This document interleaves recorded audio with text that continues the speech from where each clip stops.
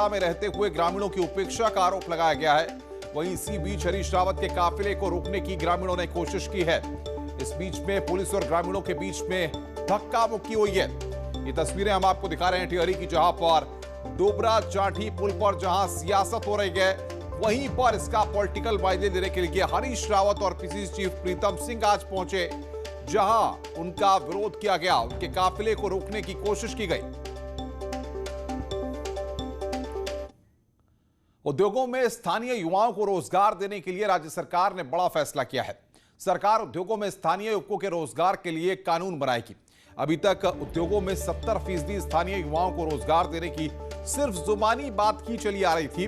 अब उद्योग विभाग इसके लिए बाकायदा नियमावली बनाएगा, जिसे कैबिनेट में प्रस्तुत किया जाएगा और कौशल विकास विभाग इसकी मॉनिटरिंग करेगा। इसको अब इंडस्ट्री डिपार्टमेंट इसके लिए एक्ट बनाएगा, कानूनी रूप से तैयार करेगा और इसकी मॉनिटरिंग करना है कि 70% रोजगार मिल रहा है नहीं मिल रहा है। ये कौशल विकास और हमारा संयोजन विभाग इसका मॉनिटरिंग देखेगा कि 70% रोजगार मिल रहा है कि नहीं मिल रहा है उत्तराखंड के लोगों को इंडस्ट्री में। उत्तराखंड की खबरें हम आपको आगे भी दिखाएंगे। फिलहाल हम आपको लेकर चलते हैं बिहार के मधुबनी, जहां उत्तर प्रदेश के मुख्यमंत्री योगी आदित्यनाथ रैली को संबोधित कर रहे हैं। लोकतंत्र के चौथे स्तंभ पर हमला करने का कार्य कांग्रेस कर रही है। कांग्रेस अपनी नाकामी को छुपाने के लिए देश के अंदर अराजकता पैदा करने का कार्य कर रही है। और भाइयों बहनों, देश के अंदर अराजकता पैदा करने की छूट हमें किसी को नहीं देनी चाहिए। और यही आह्वान करने के लिए आज मैं आपके पास आया हूं कि लड़ाई बिहार विधानसभा चुनाव के 2 चरणों की लड़ाई संपन्न हो चुकी है। तीसरे चरण में आप सभी को अपने मताधिकार का प्रयोग करना है और आपके सामने मुद्दे स्पष्ट हैं। आपके हित के लिए कार्य करने वाली भारतीय जनता पार्टी और जदयू की सरकार योजनाओं के लाभ में कोई भेदभाव किसी के साथ नहीं, सुरक्षा के मुद्दे पर किसी के साथ कोई समझौता नहीं, और आतंकवाद और नक्सलवाद से कैसे निपटना है ये तो आपने देखा होगा मोदी जी की स्टाइल को। याद करिए, कांग्रेस की सरकार थी और उस समय कांग्रेस के नेतृत्व की सरकार को राजद भी समर्थन कर रहा था।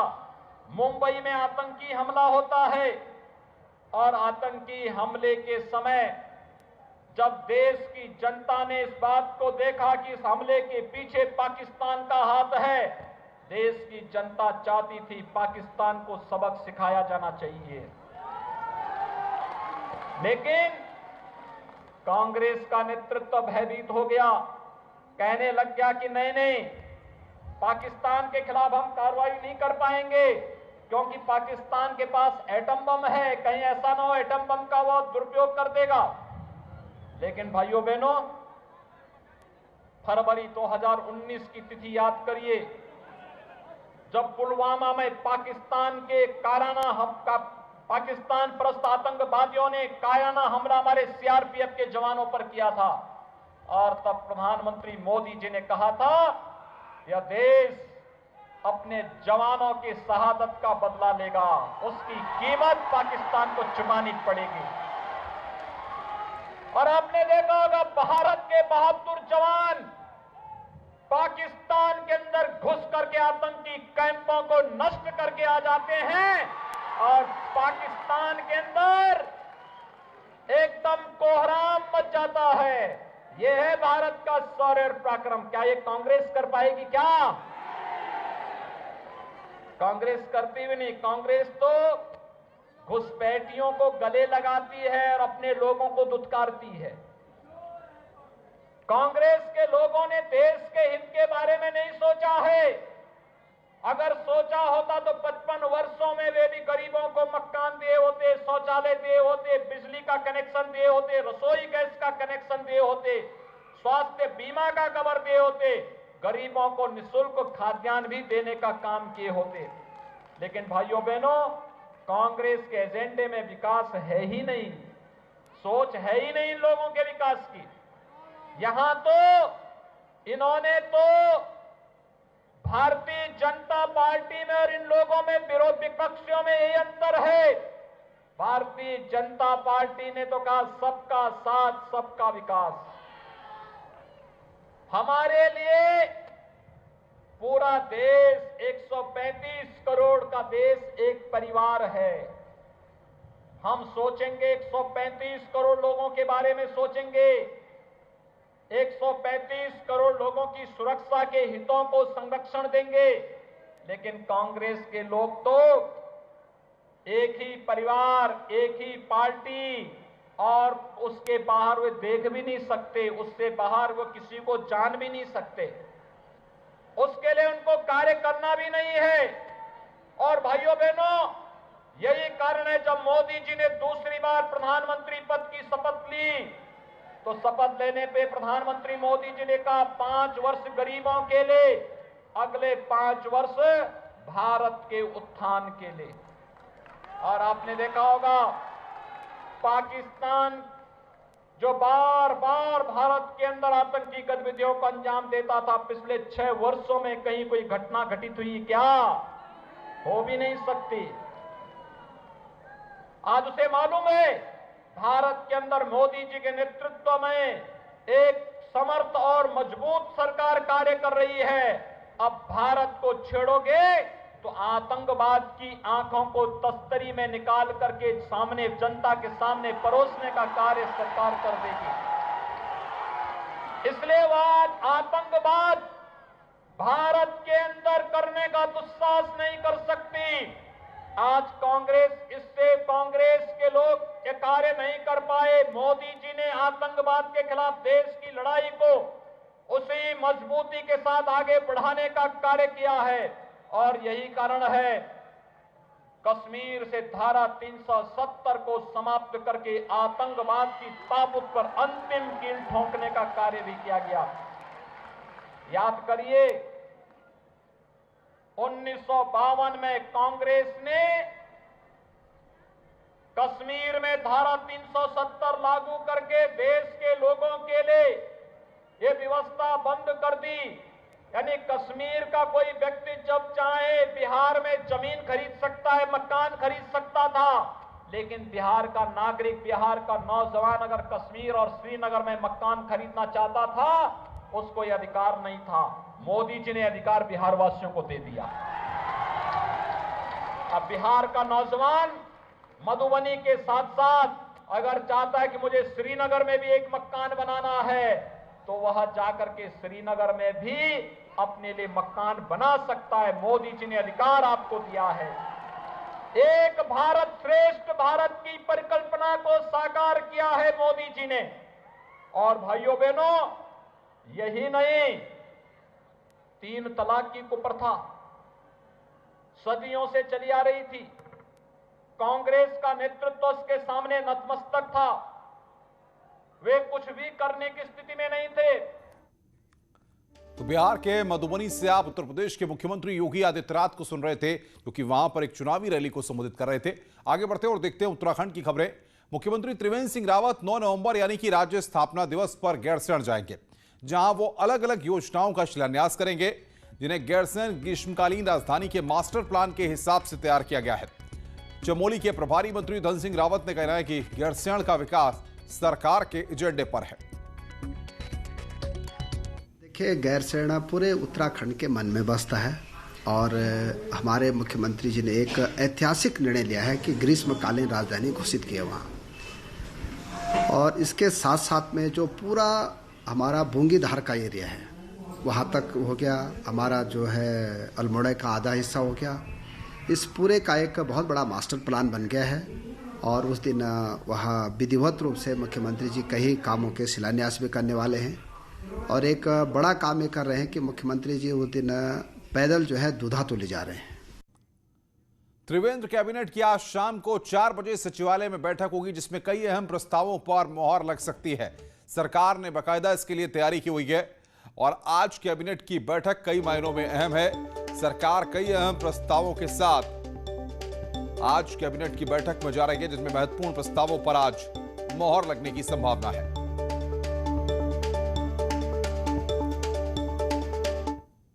और अब बात केदारनाथ की। बीते रोज 3 घंटे की भारी बर्फबारी के दौरान हेली सेवा लगातार जारी रही। भारी बर्फबारी के बीच ही हेली कंपनियां तीर्थयात्रियों को बाबा के धाम तक पहुंचाती रही हैं। जो वीडियो हम आपकी स्क्रीन पर आपको दिखा रहे हैं, ये वीडियो आप देखिए, ये मंगलवार का वीडियो है जब केदारनाथ धाम में भारी बर्फबारी हो रही थी। उसकी तस्वीरें भी हमने आपको दिखाई थी और ये तस्वीर दिखा रहे हैं कि भारी बर्फबारी के बीच में केदारनाथ धाम में हेलीकॉप्टर श्रद्धालुओं को लेकर पहुंचा और फिर कुछ श्रद्धालुओं को लेकर वापसी भी की। बर्फबारी में हेलीकॉप्टर चलने का यह दृश्य बड़ा ही सुंदर लग रहा था।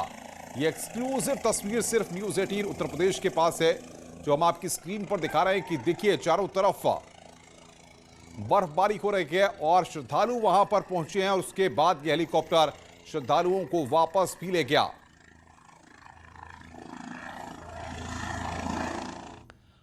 और अब बात पिथौरागढ़ के आपदा प्रभावितों की, जिनकी दिक्कतें लगातार बढ़ती जा रही हैं। ये दिक्कतें कम होने का नाम नहीं ले रही हैं। मामूली सा मुआवजा मिलने के बाद अब प्रभावितों को राहत शिविरों से निकालने की तैयारियां तेज हो गई हैं। पिथौरागढ़ में इस साल बारिश ने जमकर तांडव मचाया। सीमांत इलाकों में कई घर जमींदोज हो गए। आपदा के बाद प्रशासन ने बरम, सेराघाट और थापा में राहत शिविर बनाए, जिसमें उन प्रभावितों को रखा गया था जिनके आशियाने पूरी तरह से ध्वस्त हो गए थे। लेकिन अब नियमों के मुताबिक आपदा प्रभावितों को राहत शिविर छोड़ना है, जिससे उनके सामने एक नया संकट खड़ा हो गया है। बाल बच्चे थोड़े बूढ़े आदमी है, वो स्कूल से भगारी है, घर बार कुछ नहीं है हमारा, कहाँ जाएंगे हम। छोटा बच्चा है और बूढ़े आदमी है, चल नहीं पाती है। वहाँ से भी चलो, यहाँ से निकलो बोल दिए, कहाँ जाएंगे हम। जो भी मिलेगा सरकार दे देगी, वहाँ से जहाँ भी बैठोगे तुम वहाँ मिल जाएगा तुमको। अब तुम्हारे जो रिश्तेदार है वो रिश्तेदारों के पास जाओ, वहाँ किराया में ले लो। अब कौन रिश्तेदार है, के साथ रहूँगा हम। नियमों के मुताबिक राहत शिविर में 2 महीने ही प्रभावितों को रखा जा सकता है। स्थानीय प्रशासन इस अवधि को 1 महीना पहले ही बढ़ा चुका है। सरकार ने पूरी तरह से टूट चुके मकानों के लिए 1,19,000 रुपए का मुआवजा दिया है, लेकिन इतनी राशि में घर बनाना असंभव है। राहत शिविर को संचालन करने का जो समय अवधि है, उसके पश्चात फिर उसमें रहने के लिए हम अनुमति नहीं दे सकते हैं। लेकिन जो भी उसके अलावा जो राहत हो सकती है उसके लिए हम आपको मदद करेंगे। विस्थापन के लिए भी उन्होंने अपना बात रखा है कि हमको विस्थापित करने की जो प्रक्रिया है उसको जल्दी से पूर्ण किया जाए। हालांकि प्रशासन आपदा से तबाह हो चुके गांवों को विस्थापित करने का भी प्लान बना रहा है, लेकिन इसे अमल में आने में अभी वक्त लगेगा। अब सवाल ये है कि इस कड़कड़ाती ठंड में आखिर जाएं तो कहां जाएं। न्यूज़ 18 के लिए पिथौरागढ़ से विजयवर्धन उप्रेती की रिपोर्ट। तो दिक्कतें बहुत सारी हैं। इधर नैनीताल की बात कर रहे हैं, जहां पर पिछले 2 महीनों से बारिश की कमी का असर अब नैनीताल की नैनी झील पर भी दिखने लगा है। नैनी झील के पानी का स्तर गिरकर अब 8 फीट 8 इंच तक पहुंच गया है। रोजाना आधे इंच से 1 इंच पानी की कमी झील में हो रही है। इससे अंदाजा लगाया जा रहा है कि अगले साल अप्रैल तक 10 फीट पानी झील से कम हो जाएगा और पर्यटन सीजन में झील की दशा और चिंताजनक हो जाएगी। सिंचाई विभाग झील में पानी की गिरावट पर लगातार नजर बनाए हुए है। यदि शीतकाल में बारिश और स्नोफॉल अच्छी हुई तो पानी की समस्या दूर हो सकती है। 6 सितंबर के बाद कोई भी बारिश नैनीताल क्षेत्र में दर्ज नहीं की गई, जिस कारण झील के लेवल में निरंतर गिरावट दर्ज की जा रही है। बारिश सामान्यतः बहुत कम होती है तो इसमें गिरावट आना स्वाभाविक है। फिर भी विभाग द्वारा पूरे प्रयास किए जा रहे हैं और इस संबंध में जो भी प्लानिंग की आवश्यकता पड़ेगी वो विभाग द्वारा की जाएगी, ताकि झील का जलस्तर बना रहे। अपना उत्तराखंड में खबरें और भी हैं, फिलहाल जल्द हाजिर होते हैं।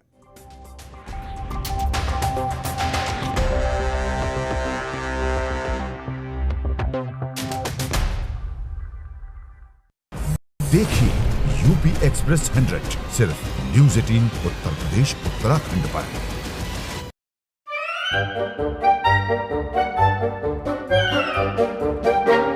अखबार हुआ ठप, आउटडोर हुआ बेकार, टीवी ही दे रहा है विज्ञापन को तेज रफ्तार। करोड़ों दर्शकों तक का है, जहां मदरसा चलाने वाले एक मौलाना पर लड़की को ब्लैकमेल कर शारीरिक शोषण के आरोप लगे हैं। युवती ने इसकी शिकायत सीओ कोट द्वार से की। लड़की का कहना है कि शादी के बाद भी मौलाना उसे आपत्तिजनक फोटो के जरिए ब्लैकमेल करता रहा। वहीं पुलिस ने प्राथमिक जांच के बाद उत्तर प्रदेश की बुजनौर पुलिस को इस पूरे केस को ट्रांसफर कर दिया है। साथ शादी के संबंध बनाए जा रहे थे वहाँ पे, और मैंने इसके खिलाफ आवाज़ उठाई तो मुझे ब्लैकमेल किया जाने लगा।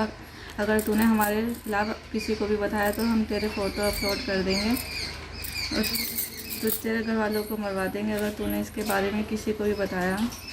शादी के बाद भी इन्होंने मुझे ब्लैकमेल करा। प्रार्थना पत्र मेरे पास आया था और उस प्रार्थना पत्र को हमने जांच के बाद जनपद बिजनौर भिजवा दिया है कि वो वहाँ से इसकी पैरवी करें, क्योंकि 13/10 के बाद जो कुछ भी हुआ है वो सब बिजनौर में हुआ है। वो मोबाइल पे भी जो सबूत दिखा रहे हैं, बातचीत दिखा रहे हैं, जो सामान्य बातचीत है वो भी। नैनीताल में बिजली विभाग की लापरवाही सामने आई है। बताया जा रहा है कि बिना सुरक्षा उपकरण के विभाग ने कर्मचारी को पेड़ पर चढ़ा दिया। इसी दौरान लाइन चालू हो गई जिससे कर्मचारी गिर गया और उसके सिर में गंभीर चोट लग गई। उसे अस्पताल में भर्ती किया गया है, जहां इलाज के बाद उसको हल्द्वानी के लिए रेफर किया गया है।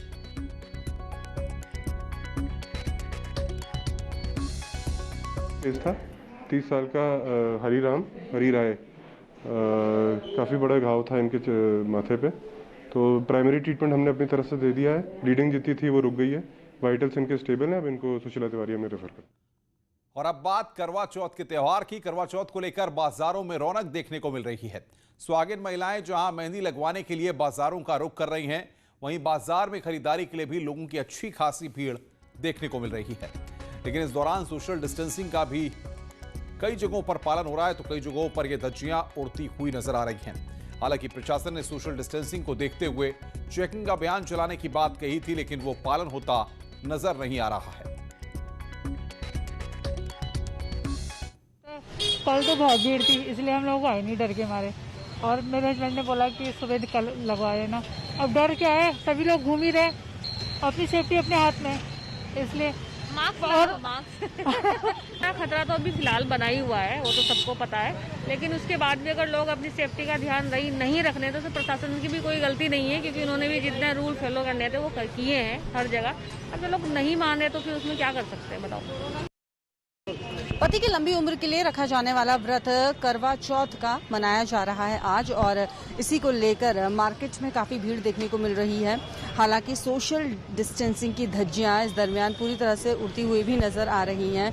मार्केट प्लेसेस पे खचाखच लोगों की भीड़ देखने को मिल रही है, और प्रशासन हालांकि यहाँ पर ये भी दावे कर रहा था कि वो इस दरमियान चेकिंग करेगा बिना लाव लश्कर के, लेकिन फिलहाल वो भी कहीं खास तौर पर नजर नहीं आ रही है। व्यापारियों को भी यहाँ पर दिशा निर्देश दिए जा रहे थे कि सोशल डिस्टेंसिंग मेंटेन की जाए, लेकिन वो भी यहाँ पर नहीं देखने को मिल रहा है। हालांकि महिलाएं जो है वो ये बात कह रही हैं कि वो पूजा के दरमियान सोशल डिस्टेंसिंग ज़रूर अपनाने वाली हैं, लेकिन फेस्टिव सीजन में जिस तरह की भीड़ उमड़ रही है वो कहीं ना कहीं कोरोना का खतरा और भी ज़्यादा बढ़ाती हुई नजर आ रही है। कैमरा पर्सन भरत शर्मा के साथ भारती सकलानी, न्यूज़ 18 देहरादून।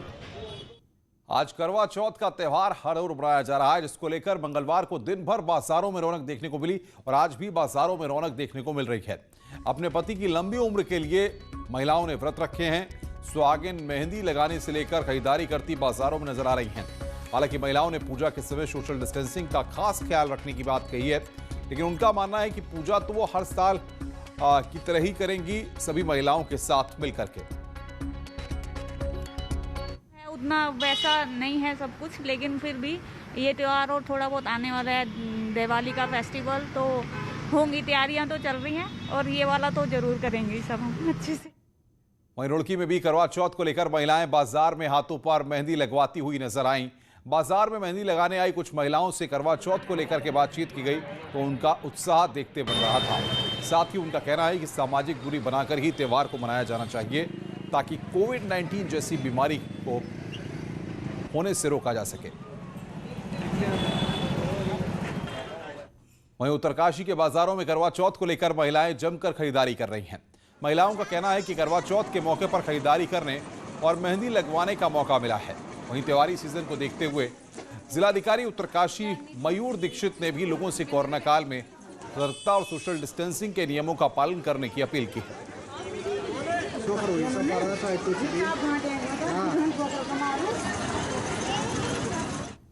उधर लोहाघाट के बाजारों में करवा चौथ को लेकर व्यापारियों के चेहरों पर रौनक दिखाई दी। महिलाएं बाजार में कपड़े और ज्वेलरी की खूब खरीदारी कर रही हैं। करवा चौथ को लेकर महिलाएं काफी उत्साहित नजर आ रही हैं।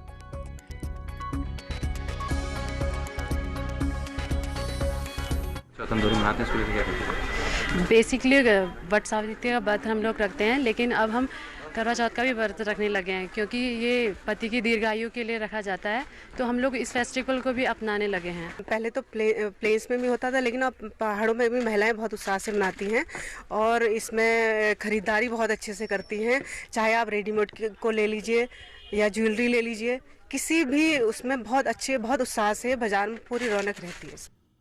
गंगा उत्सव के चलते उत्तरकाशी के कीर्ति इंटर कॉलेज के छात्र छात्राओं ने एक रैली निकालकर आज स्काउट गाइड, एनसीसी कैडेट्स और नमामि गंगे के प्रतिभागियों ने इसमें भाग लिया। रैली के दौरान बच्चों ने लोगों से मास्क पहनने की अपील की और गंगा को स्वच्छ बनाए रखने के लिए कहा। इस दौरान सीडीओ, एसडीएम सहित कई अधिकारी मौजूद रहे। गंगा को बचाना है, प्रदूषण मुक्त बनाना है। खबरों का सिलसिला लगातार जारी है। फिलहाल इस बुलेटिन में इतना ही। नमस्कार।